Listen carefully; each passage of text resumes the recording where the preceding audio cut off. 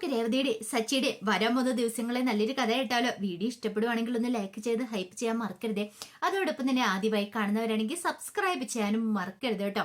അങ്ങനെ ഇനി വരുന്ന ദിവസങ്ങൾ എന്ന് പറഞ്ഞിട്ടുണ്ടെങ്കിൽ നമുക്ക് സന്തോഷമുള്ള ദിനങ്ങളൊക്കെ തന്നെയാണ്. കാരണം മറ്റൊന്നുമല്ല, ഇത്രയും കാലത്തിന് ശേഷം അങ്ങനെ ആ മഞ്ഞുമല ഉരുകുവാണ്. ചന്ദ്രമതയുടെ മനസ്സിൽ സച്ചിയോടുള്ള സ്നേഹത്തിന്റെ നീരുറവ് പൊട്ടി ഒഴുകുക. അപ്പൊ അതിന്റെ കുറച്ച് നല്ല നല്ല കഥകളും അതോടൊപ്പം തന്നെ സുധിക്ക് നല്ല പണി തന്നെ കിട്ടുന്നുണ്ട്. സുധി വീണ്ടും ഊരാ കുടിക്കിലേക്ക് ചെന്ന് ചാടുവാണ്. എന്താണെങ്കിലും പിറന്നാളും കാര്യങ്ങളൊക്കെ അതിഗംഭീരമായിട്ട് നടക്കുന്ന സമയത്ത് മീര കൊണ്ടുപോയി സമ്മാനം കൊടുക്കുന്നേ.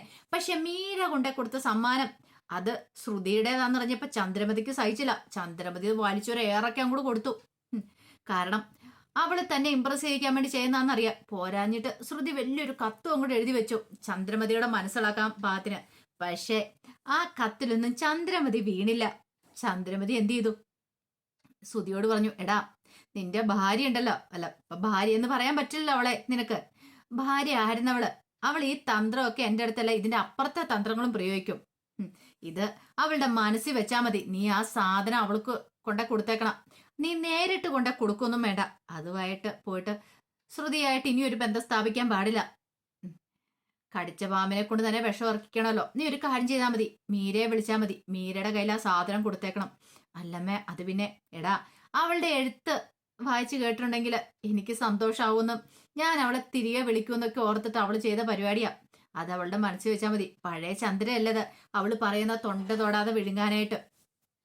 അത് കേട്ട് കഴിഞ്ഞപ്പോ സച്ചി കൈയടിച്ചു. ആ കൊള്ളാം, ഉഗ്രനായിട്ടുണ്ട്. ഇപ്പോഴാണ് എന്റെ അമ്മയ്ക്ക് എന്റെ വകതിരിവും തിരിച്ചറിവൊക്കെ ഉണ്ടായത്. ഇങ്ങനെ വേണം. ഈ തിരിച്ചറിവ് നേരത്തെ ഉണ്ടായിരുന്നെങ്കിൽ എന്റെ അമ്മ ചതിക്കപ്പെടില്ലായിരുന്നു പറഞ്ഞു. അത് കേട്ടുകഴിഞ്ഞപ്പം ചന്ദ്രമതി സച്ചി ഒന്ന് നോക്കി. ശ്രീകാന്ത് പറഞ്ഞു, ശരിയാ, മിക്കവാറും അമ്മയുടെ മനസ്സിളക്കാൻ വേണ്ടിയിട്ടായിരിക്കും ശ്രുതിയുടെ അടുത്ത് ഇങ്ങനെ ഒരു കാര്യം ചെയ്തേ. അല്ലെങ്കിലും അത് മിക്കവാറും വല്ല മുക്കുവണ്ടമായിരിക്കും. സ്വർണ്ണമൊന്നും ആവാൻ വഴിയില്ലാന്ന് പറഞ്ഞു. ശ്രുതിക്ക് പക്ഷെ ഭയങ്കര സന്തോഷം. കിട്ടിയത് ഒരൊന്നാന്തരം നെക്ലേസ് ആണ്. ഓ കൊള്ളാം. ശ്രുതി പെട്ടെന്ന് അതുമായിട്ട് നേരെ മുറിയിലേക്ക് പോയി. അപ്പോഴേക്കും സച്ചു പറഞ്ഞു, ലോട്ടറി അടിച്ച പോലെ അല്ലേ ശ്രുതിയാണ് അതുമായിട്ട് പോയിരിക്കുന്നത്. കൊണ്ടേ കൊടുത്താ കൊടുത്തു, ആര് കണ്ടെന്ന് പറഞ്ഞു. അങ്ങനെ പിറന്നാൾ കഴിഞ്ഞ് പിറന്നാൾ സദ്യയൊക്കെ അതിഗംഭീരമായിട്ട് തന്നെ നടക്കുന്നുണ്ട്. ചന്ദ്രനദിക്ക് ഭയങ്കര സന്തോഷമുള്ള കാര്യമായിരുന്നു. സച്ചിൻ രേവതി അവരെ കൊണ്ടാവുന്ന വിധം ഒരു ഗിഫ്റ്റും കാര്യങ്ങളും കൊടുത്തു. ശ്രീകാന്തും വർഷയൊക്കെ അങ്ങനെ തന്നെയായിരുന്നു. ശ്രുതി മാത്രം ഒന്നും കൊടുത്തില്ല. ശ്രുതി പണ്ടേ അങ്ങനെയാണല്ലോ, കിട്ടുന്നല്ല ഇങ്ങോട്ട് പോരട്ടെ എന്നൊരു ചിന്താഗതിക്കാരനാണ്.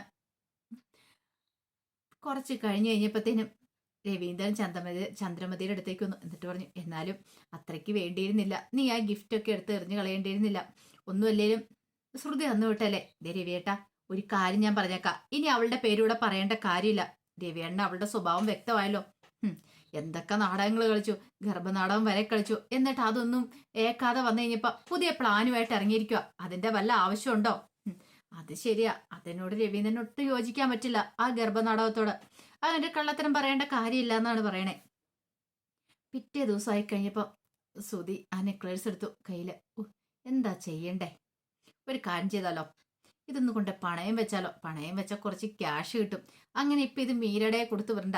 ഇപ്പൊ ശ്രുതി വിചാരിക്കും അമ്മ അത് സ്വീകരിച്ച് കാണുന്നിരുന്നു ഓർത്തിരുന്നോളും. അങ്ങനെ കിട്ടിയ അവസരം മുതലാക്കിക്കൊണ്ട് ശ്രുതി അതുമായിട്ട് പണയം വെക്കാൻ നേരെ പോവാണ്. ആ സമയം സച്ചിക്ക് ഓട്ടം ഉണ്ടായിരുന്നു. സച്ചി ഓട്ടം പോയിട്ട് ഇറങ്ങുവാണ്. സച്ചിക്ക് ഭയങ്കര സന്തോഷമായിരുന്നു. കാരണം അമ്മയുടെ ബർത്ത്ഡേ ആഘോഷം അതിഗംഭീരമായിട്ട് നടന്നു. അമ്മ കേക്കൊക്കെ എടുത്ത് തനിക്ക് തന്നു. രേവതിയോട് അതിനെക്കുറിച്ച് പറയുന്നുണ്ടായിരുന്നു. രേവതി പഴയതുപോലൊന്നും അല്ല, അമ്മയ്ക്ക് ഇപ്പൊ എന്നോട് സ്നേഹമൊക്കെ ഉണ്ട് കേട്ടോ.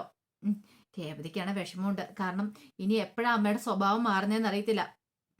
ഓന്തിന്റെ നിറം മാറുന്ന പോലെ ചന്ദ്രയുടെ നിറം മാറും. ചിലപ്പോൾ ഇരിക്കുന്ന ഇരിപ്പ് മാറും. സച്ചിയോട് ദേഷ്യം കാണിക്കുകയും ചെയ്യും. പക്ഷെ സച്ചിയുടെ അന്നും അമ്മ എന്തൊക്കെ പറഞ്ഞു പറഞ്ഞാലും അമ്മ അത്ര കാര്യമാ. സച്ചിക്കാണെങ്കിലോ സന്തോഷമായിരുന്നു. 2 ദിവസമായിട്ട് അമ്മ തന്നോട് നല്ല രീതിയിൽ പെരുമാറുന്നതെന്നൊക്കെ ഓർത്ത് കഴിഞ്ഞപ്പോ. അങ്ങനെ സച്ചി പതിവ് പോലെ തന്നെ ഓട്ടം പോവാണ്. ഓട്ടം പോയിട്ട് തിരികെ വന്നു കഴിഞ്ഞപ്പോഴത്തേനും മഹേഷ് ഉണ്ടായിരുന്നു. അങ്ങനെ മഹേഷ് വന്നു. മഹേഷും കൂടെ വന്നു കഴിഞ്ഞപ്പോ മഹേഷ് പറഞ്ഞു, ഒരു കാര്യം ചെയ്താലോ, നമുക്ക് ഒന്ന് കൂടിയാലോ എന്ന് ചോദിച്ചു. അതേടാ, നമുക്കൊന്ന് കൂടാന്നൊക്കെ പറഞ്ഞുകൊണ്ട് പോവാണ്. അങ്ങനെ അത് കേട്ടപ്പോ സച്ചി ആദ്യം ഒന്ന് ആലോചിച്ചു. പക്ഷെ കുറെ കാലമായല്ലോ. അങ്ങനെ ഒടുവിൽ മഹേഷ് നിർബന്ധിച്ച് കഴിഞ്ഞപ്പോഴത്തേനും രണ്ടുപേരും കൂടെ എന്ത് ചെയ്തു, മദ്യപിക്കുകയാണ്. സച്ചിക്ക് രേവതി ഒരു പേടിയുണ്ടായിരുന്നു. മദ്യപിച്ച് എന്ത് ചെയ്യുമ്പോൾ രേവതി എന്ത് പറയും എന്നൊക്കെ ഓർത്തിട്ടൊരു സങ്കടവും കാര്യങ്ങളൊക്കെ ഉണ്ടായിരുന്നു. പക്ഷേ എങ്കിൽ ആ, മഹേഷ് വിളിച്ചു കഴിഞ്ഞപ്പോൾ കൂട്ടുകാരനല്ലേ പോവാതിരിക്കാനായിട്ട് സച്ചിക്ക് പറ്റിയില്ല. ആ സമയം സുധി എന്ത് ചെയ്തു? സുധി നേരെ പണയം വെക്കാനായിട്ട് ചെന്നു. ഒരു 1.5 ലക്ഷം രൂപ എടുക്കാൻ ഇത് പണയം വെച്ചിട്ടുണ്ടെങ്കിൽ എന്നൊരു പ്രതീക്ഷയോട് കൂടിയിട്ടാണ് ചെല്ലുന്നത്. അങ്ങനെ പണയം വെക്കാൻ കൊടുത്തിട്ട് സുധി ക്യാഷിന് വേണ്ടി കാത്തിരിക്കുകയാണ്. ഇപ്പൊ കിട്ടുമെന്നൊക്കെ ഓർത്തോണ്ട് പാവ സുധിക്ക് അറിയത്തില്ലോ അത് മുക്കുപണ്ടമാന്നുള്ള കാര്യം. താൻ പെട്ടു, തന്റെ ഭാര്യ വീണ്ടും തന്നെ പെടുത്തി എന്നുള്ള കാര്യം അറിയില്ലോ. ഈ സമയം അത് ഉരച്ചു നോക്കുകയാണ്. പണയം വെക്കാൻ കൊണ്ടിരുന്ന കഴിയുമ്പോൾ അത് അതിന്റെ പ്യൂരിറ്റിയും കാര്യങ്ങളൊക്കെ നോക്കൂലോ, സ്വർണ്ണമാണോ അല്ലേന്നൊക്കെ. അങ്ങനെ ഉരച്ചു നോക്കി കഴിഞ്ഞപ്പോൾ അവർക്ക് മനസ്സിലായി അത് ഗോൾഡ് കവറിംഗ് ആണ്. ആരപ്പ തന്നെ പോലീസിനെ ഇൻഫോം ചെയ്തു. കുറച്ച് കഴിഞ്ഞപ്പോൾ ഒരു പോലീസ് ജീപ്പ് വാങ്ങി വന്ന് നിന്നു. ഈ സമയം സുധി ഓർത്തു, ഓ ഇതുവരെയായിട്ട് എന്താ ക്യാഷ് കിട്ടാത്തെ എന്നൊക്കെ ഓർത്ത് വയ്ക്കുമ്പോഴത്തേനും പോലീസുകാർ ചാടി ഇറങ്ങി സുധിയെ വന്ന് തൂക്കിയെടുക്കണം. സാറേ എന്താ സാറേ കാര്യം? ഞാനൊരു തെറ്റും ചെയ്തിട്ടില്ല. മുക്കുപണ്ടം കൊണ്ട് പണയം വെക്കാൻ നോക്കുന്നോടാന്ന് ചോദിച്ചോണ്ട്, അയ്യോ സാറേ അത് മുക്കുപണ്ടൊന്നുമല്ല, സ്വർണമാണ് പോലും, നിന്റെ സ്വർണം. അപ്പോഴാണ് സുധിക്ക് മനസ്സിലായത് അവള് വീണ്ടും തന്നെ വഞ്ചിച്ചിരിക്കുന്നുള്ള കാര്യം. എന്ത് ചെയ്യാൻ പറ്റും? അങ്ങനെ സുധിയെ തൂക്കിയെടുത്തോണ്ട് പോലീസ് പോവുകയാണ്. ഈ സമയത്ത് ഇതൊന്നും പക്ഷെ വീട്ടിലാരും അറിഞ്ഞിട്ടുണ്ടായിരുന്നില്ല. കുറച്ച് കഴിഞ്ഞപ്പോഴത്തേനും സച്ചിൻ എന്ത് ചെയ്തു? നല്ല ഫിറ്റോടെ വീട്ടിലേക്ക് വരുവാണ്. അപ്പൊ രേവതി അവിടെ എല്ലാം തൂത്ത് വാരിക്കൊണ്ടിരിക്കുവായിരുന്നു. തൂത്ത് വാരി കഴിഞ്ഞപ്പോഴത്തേനാണ് സച്ചി അങ്ങോട്ട് കയറി വരുന്നേ. അങ്ങനെ സച്ചി വന്നിട്ട് രേവതിയോട് പറഞ്ഞു, എന്തിയേ? അമ്മ എന്തിയെന്ന് ചോദിച്ചു. അമ്മ എവിടെയുണ്ട്? 2 ദിവസമായിട്ട് അമ്മയ്ക്ക് എന്നോട് എന്ത് സ്നേഹമാണെന്നറിയാവോ? നീ അത് കാണുന്നില്ലേന്ന് ചോദിച്ചു. എന്താണെങ്കിലും എന്റെ പുന്നാരെ അമ്മയാ. അമ്മ എന്തൊക്കെ എന്നെ പറഞ്ഞു പറഞ്ഞാലും എനിക്ക് അമ്മ എത്ര കാര്യമെന്നറിയോ? അതൊന്നും പറഞ്ഞാൽ നിനക്ക് മനസ്സിലാവില്ല എന്നൊക്കെ പറഞ്ഞുകൊണ്ട് ചന്ദ്രമതിയെ പുകഴ്ത്തി പറഞ്ഞുകൊണ്ടിരിക്കുകയാണ് സച്ചി. ആ സമയത്താണ് ചന്ദ്രമതി അങ്ങോട്ടേക്ക് വരുന്നത്. ചന്ദ്രമതി കുറച്ച് ഭാഗങ്ങൾ കേട്ട് സച്ചി പറയണേന്റെ. ചന്ദ്രമതി വന്നു കഴിഞ്ഞപ്പോ എന്റെ പൊന്നമ്മ, എന്റെ പുന്നാരമ്മ എന്നൊക്കെ പറഞ്ഞുകൊണ്ട് ചന്ദ്രമതിയെ പിടിച്ച സെറ്റിയിലേക്ക് ഇരുത്തി. എന്നിട്ട് സച്ചി എന്ത് ചെയ്തു?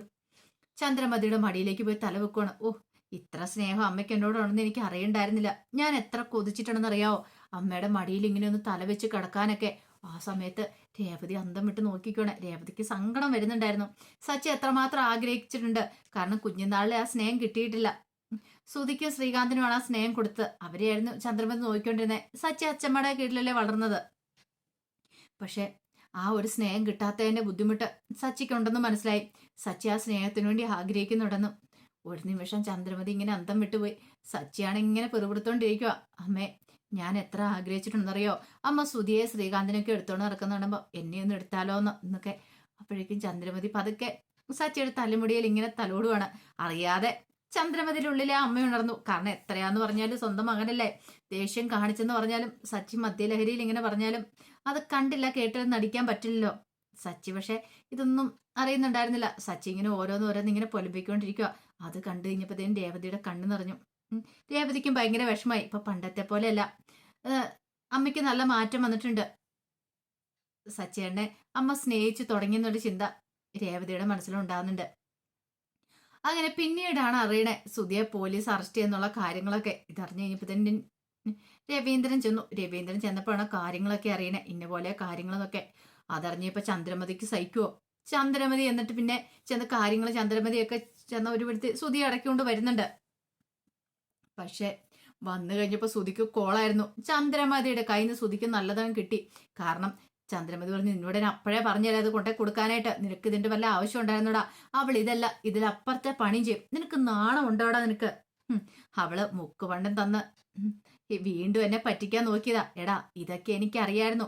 അതുകൊണ്ടാണ് അവൾക്ക് തന്നെ തിരിച്ചു കൊടുത്തേക്കാൻ പറഞ്ഞേ. സുധിക്ക് ഏറ്റവും വലിയ ഹടിയായിരുന്നത്. വീണ്ടും താൻ പറ്റിക്കപ്പെടുമെന്ന് വിചാരിച്ചില്ല.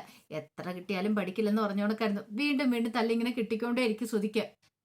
എന്താണെങ്കിലും സുധിക്ക് ഇടിവെട്ടി പണിയാ. അതുപോലെ അത് മാത്രമല്ല, ശ്രുതിക്ക് അങ്ങോട്ട് കയറാന്നുള്ള അവസാന വാതിലും അടഞ്ഞുപോയി.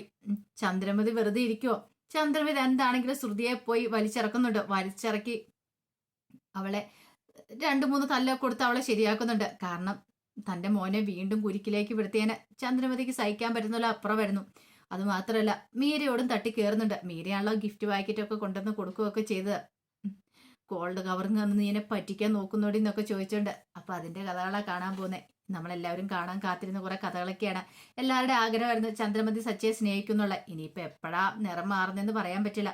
എന്താണെങ്കിലും കുറച്ച് നാളെ ചന്ദ്രമതിക്ക് സച്ചിയോട് സ്നേഹമൊക്കെ തന്നെയായിരിക്കും. ആ വിശേഷങ്ങൾക്കായി നമുക്ക് എല്ലാവർക്കും കാത്തിരിക്കാട്ടോ. ഒരിക്കൽ കൂടി എല്ലാവർക്കും ശുഭരാത്രി നേർന്നുകൊണ്ട് നിർത്തുന്നു.